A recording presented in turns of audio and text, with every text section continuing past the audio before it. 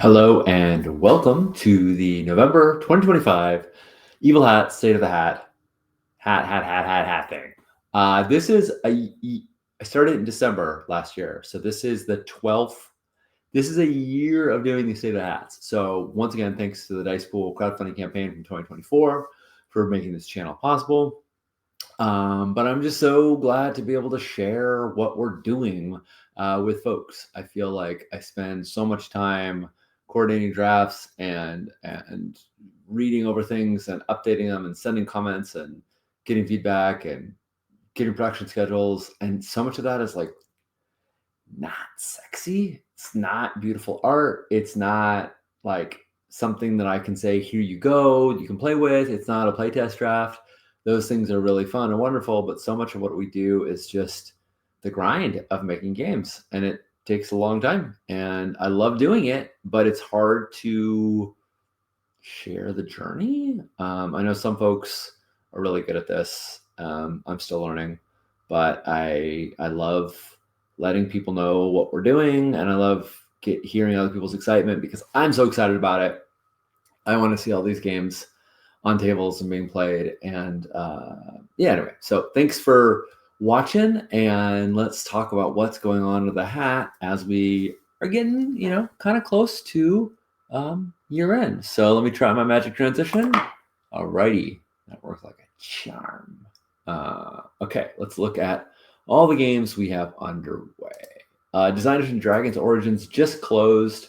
The crowdfunding campaign just closed. If you are wondering, can I do a late pledge because I missed it? Yes, we need about 2 weeks before we can open up pledge management. That way all the crowdfunding pledges are closed, and then we will open it up and you'll be able to pre-order.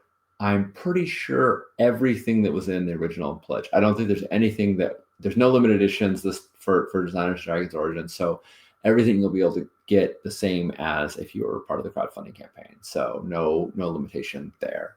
However, if you were part of the crowdfunding campaign, you probably have been getting regular updates from the campaign as well as drive-through with all the great stuff in the Adventurers Horde. We have been adding more and more and more content to the Adventurers Horde. It's over 100 pages now, maybe a lot more than 100 pages now. I should probably look and see. 190, yeah, almost 200 pages of content from the 4 books, which I'll remind folks are over 300 pages each. So we're talking 1,200 pages of history about every single Dungeons & Dragons TSR product that came out from Chainmail up to just before 2nd edition. So much on the Origins. So if you are just hearing about this now, Shannon Appelkline, famed historian from Designers & Dragons, has authored a second 4-book series called Origins that is all about the origins of the hobby and every single module that came out and the art behind it and the design behind it and the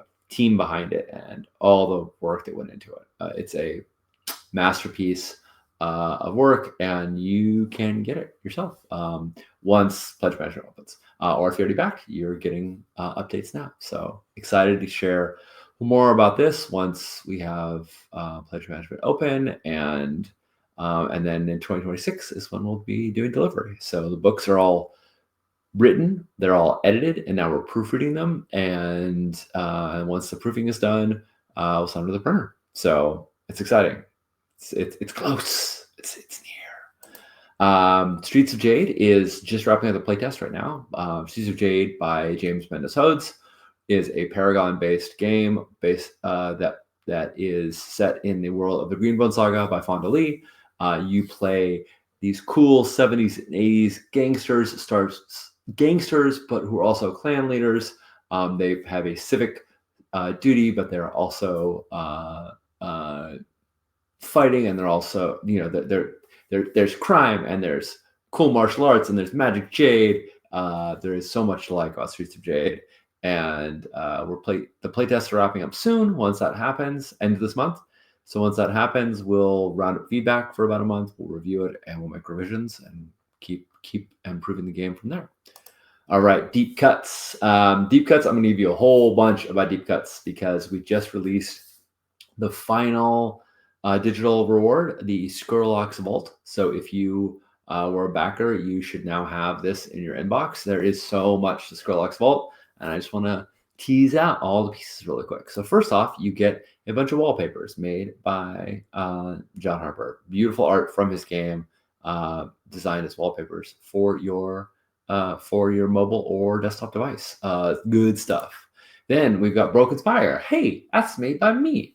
Have you ever thought the Emperor is terrible and needs to go down? I have. And have you ever wanted to play a crew of scoundrels that could do it? I have. So I made this thing, which is a little booklet about characters who have spent lives or generations or eons, centuries working to towards the demise of the Emperor, and they are on the cusp of it now. And you play flashbacks to see how you prepared, and then you play the moment of taking down the Emperor and all the horrible fallout that comes from it. There's three crew playbooks within. There are brand new crews with brand new abilities. You play crews that are tier 3, 4, or 5, so you're playing very advanced crews, and there's methods for how to make those characters and everything. It's good stuff. I mean, I'm biased. I like it. I made it, but it's yours for free. So enjoy. We also have The City of Red Waters by Ash McCollin. This is a alternate setting. This is not within the Dustfall setting, but this is using Blades in the Dark.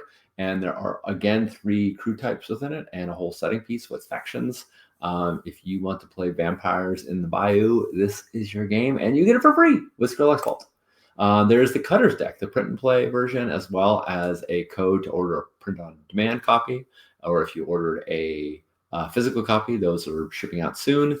The Cutter's Deck is John Harper's custom deck of cards for playing games in the World of Blades. Speaking of games that you might play in the World of Blades using the Cutter's Deck, we have Gentleman Scoundrel by Allison Arth. This is an amazing solo Blades in the Dark game, or solo game set in the world of Blades in the Dark, and it uses the Cutter's Deck to guide you through this beautiful poetry creation.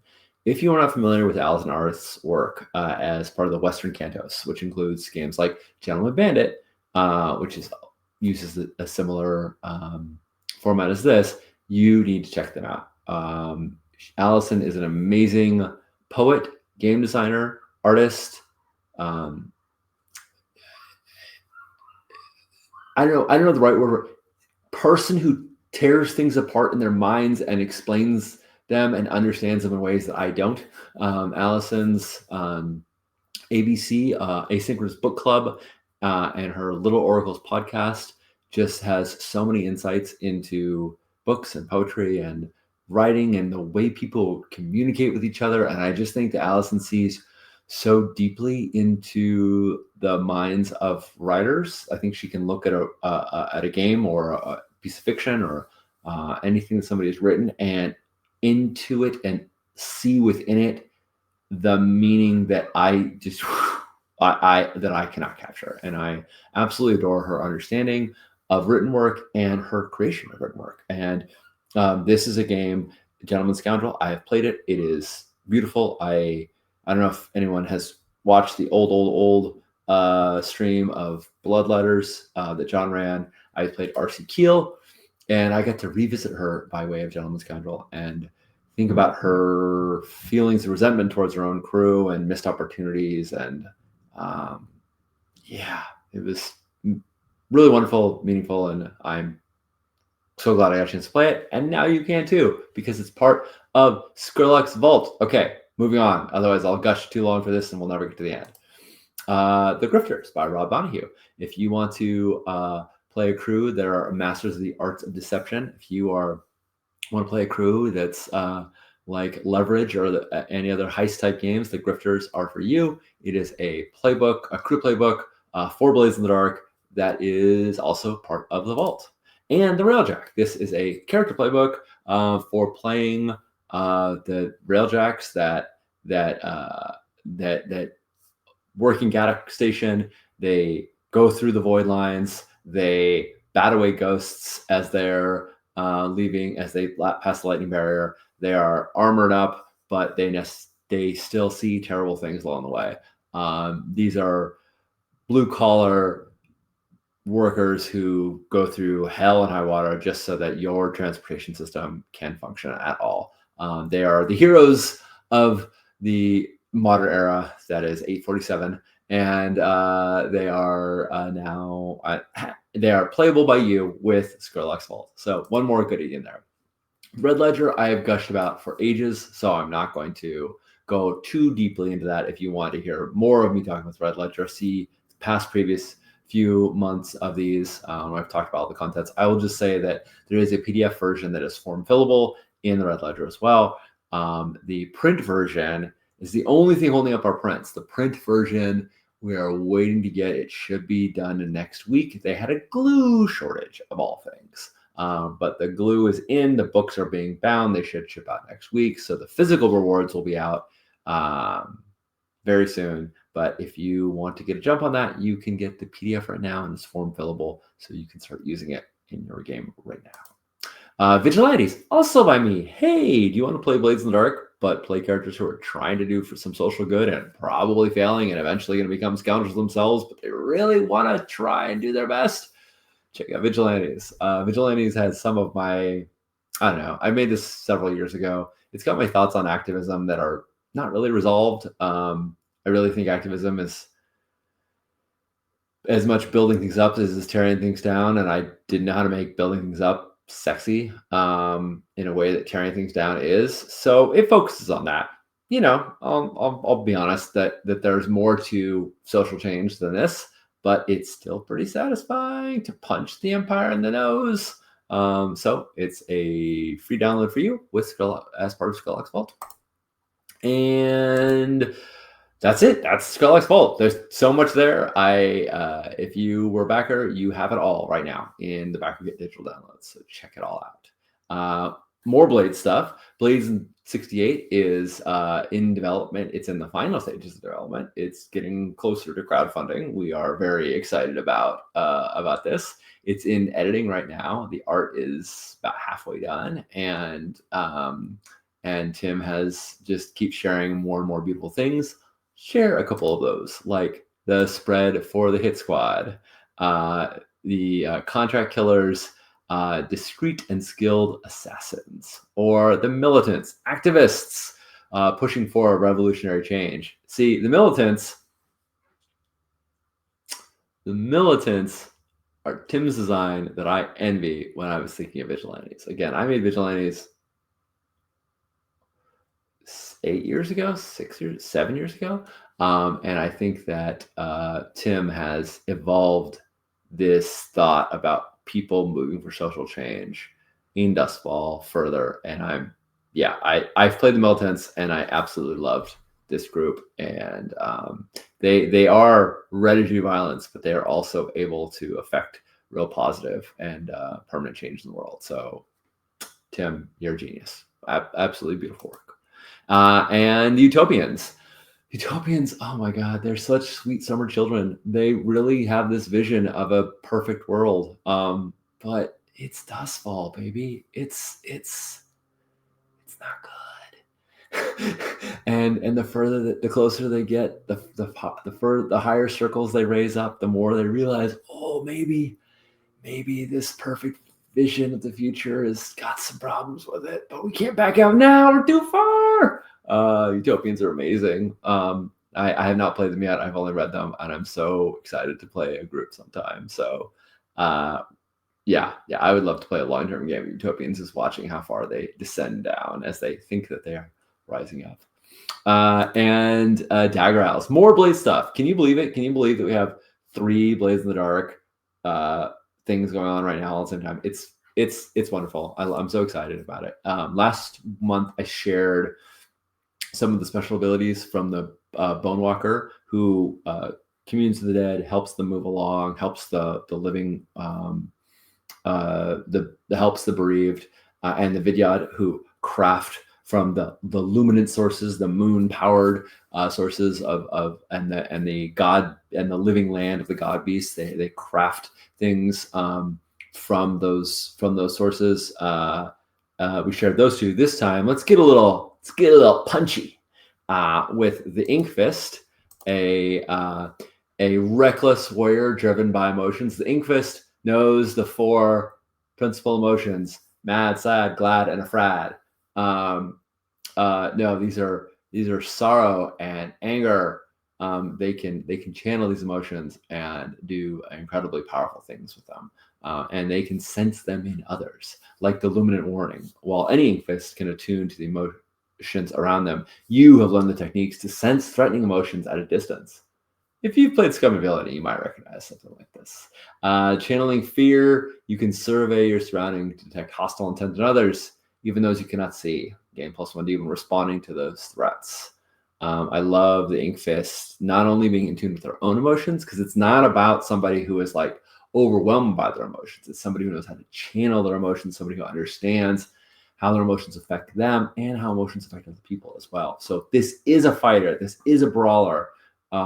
Hence the fangs of saintly beast. When you push yourself, you can make your fists do one of the following, and they can your fists can light on fire. They can become ice. You get magic fists. It's cool. You get magic fists, man. Who doesn't want that? So they are brawlers and they are fighters, but they're also really in touch with themselves and with others until they're not, right? Until they get pushed too far. And then the Barong, a sharp-eyed hunter haunted by their oath. The Barong have a Gisi, or a vendetta, that they have to follow out. And while they're pursuing that Gisi, the toil or the ghosts of children who died too young will aid them. And when they fail to do that, they will haunt them. And so they have abilities like Fireflower. When you're wielding your bow crafted from the Fireflower tree, you can make it explode in a bloom of flame. Pretty cool. Or Predator. You can don your hunter's mask and spend time in solitude, focusing on the prey that you have wounded. At any time before they heal from the wound, you can declare yourself appearing silently behind them. While directing and pursuing your Gisi, you are not impeded by harm penalties. Notably, you can appear directly behind them, but that doesn't mean you have a safe way to get out of that situation. So sure, pop in right behind the general inside the very, very fortified military base. Go for it. Do it. It's worth it. You might not make it out. That's okay. That's what your Gisi's for. Yes. So 2 rough and tumble fighters of the Dagger Isles, and we'll have more to share in the future. All right. Let's look at Monster of the Week, Hunter's Journal and Slayer Survival Kit. These 2 are both out and released and available, and 20 packages are out, and PDFs are out, PODs are out, books are out, all that jazz. But we are working on stretch goals right now, and Wanakoa, who did the art for them, has just turned in the last pieces, so I can share a couple of them with you.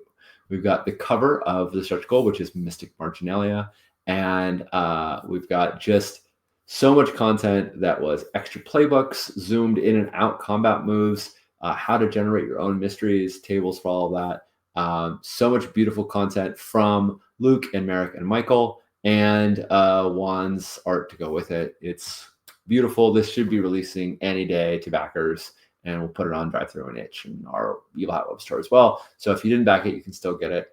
This is a hefty book. I don't remember how big it is, but it's, well, why don't I just check? 114 pages. 114 pages. Tons of content. Good stuff in here. And just a bonus from our crowdfunding as a stretch goal. So super excited about that. Umdaar, Planet of Swords, Super Science, and Sorcery continues to move along. Clark Valentine, Amanda Valentine, Sophie Lagasse, and myself are all revising bits, and we're working on stunts right now, cleaning those all up, making sure that they all really pack a punch. And we just finished up archetypes and bioforms. So archetypes, here's a couple of them: the Infiltrator, the Warrior, and the Princess. The skills that are associated with them, the stunts that are unique to them, and their impact, their sort of unique ability to impact the world. I think looks like Princess's impact got page dropped onto the next line, so we're missing it, but they have one as well, absolutely. And then we also have the bioforms, things like the ooze and the arachnoid and the insectoid, and sure, the human if you want to be human, and the necroid. I specifically, most of these were all in here by Dave, but I specifically added the ooze because my good friend Tomer Garantz just always loved to play oozes. And if you look at the Stars Without Number game that we played a few years ago on actual play, man, his ooze was she was the best. So we had to add in an ooze bioform in honor of Tomer. And more and more Umdaar work keeps going. We keep working on it. Very excited to be wrapping this up. Next on the plate is Abyssal. Ash and Laura are continuing to revise the playbooks and write expanded descriptions of them. Ash has also been tinkering with a few more rules modifications in this game. So even though, we're always like, is it close to being done? And it is, except for when it's not, because design work takes exactly as long as design work takes. And Ash is finding some new ways to expand this game. So we're really excited about all the work that they're putting into it and what it's going to look like. Rangers of a Broken World. This is in editing right now. I'm doing a developmental pass myself, actually, and just doing organizational things of trying to put things with like things. Reviewing the final bits of all the 7 amazing Rangers, and we're also getting art created for it. Last month I showed some line art, and this month I have some, if not finals, near finals of our Windswept Cavalier and our Enduring Legionnaire. Say that 10 times fast. And oh my goodness, I just love that cloud elk, that flying elk baby. Oh, it's just a beautiful fur baby, amazing. Look at these characters; they are so beautiful. Leon's vision for this game is just coming through and through in Lauren's art, and I'm very excited to share the cover art with you when we have that. But that should be crowdfunding next year. If you are curious about the game and want to know more about it, Leon has 14 blog posts on the Evil Hat site. Go to evilhat.com/blog, and you can find the design diaries that they wrote up, and all the thoughts on the various playbooks and the parts of the world. It's good stuff. Check it out. And GodKiller, a holy punk RPG for 1 player, the GodKiller and 1 GM, the God by Connie Chang. Connie is at PAX. No, Connie was just at PAX. PAX just finished. Connie was just at PAX previewing this game to a lot of folks. It is getting so close to the next phase where we're doing the next round of internal playtesting. Connie's been working on solo player rules, multiplayer rules, advice for creating your cradle. So much content that the game was designed long ago, but the game was runnable by Connie and those who were in the know. Now all of the contents to teach GMs how to run it is being written and it's almost finished. So very excited to be able to do some internal playtesting of that very soon.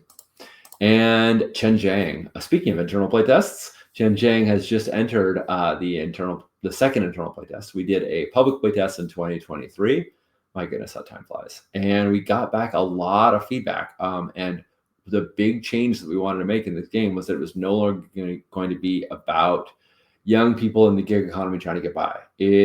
That's a very fun setup, right? It's solid and but it's really been done. And we just, the more we looked at it, we're like, the debt mechanics, while good, they worked, weren't the gameplay we wanted to see. We wanted to see hijinks that weren't quite as attached to the desperation of debt. And we also realized we didn't want to see young kids anymore. There's lots of games where you play young kids. That's great. But we really wanted to see adults. And so this is now a game of people who are on their way to retirement and they're doing their final last 6 gigs. And, they're getting close to retirement, but they are by no means anything less than incredibly capable. They are badasses in their own right, and they're taking care of an even older artificial consciousness. They're the immortal godship, and it is failing. It is getting really close to its being decommissioned and rejoining the celestial bureaucracy in the cloud. So there is silly hijinks. There is preparing for retirement. There is elder care. It's a lovely game. It's a silly game. It's a really fun game. So we're doing some internal playtesting right now after all the recent revisions, and hopefully that yields good stuff. And then we go into final edits. We'll see. You never know till the playtests are done. And then So as the internal playtest, Chris Viana has given it a second pass on layout, and doesn't it look gorgeous? It's so pretty. I can just stare at it. I love Chris's work. She's a real artist, and we're very excited to have. This is probably close to final form. Usually we make playtests very clearly not look like the final draft, but since this is just something we're using internally, and since it's pretty close to the end, this is probably what our final book's gonna look like. Plus art. Right now, there's no art in it, but it's gonna be very gorgeous.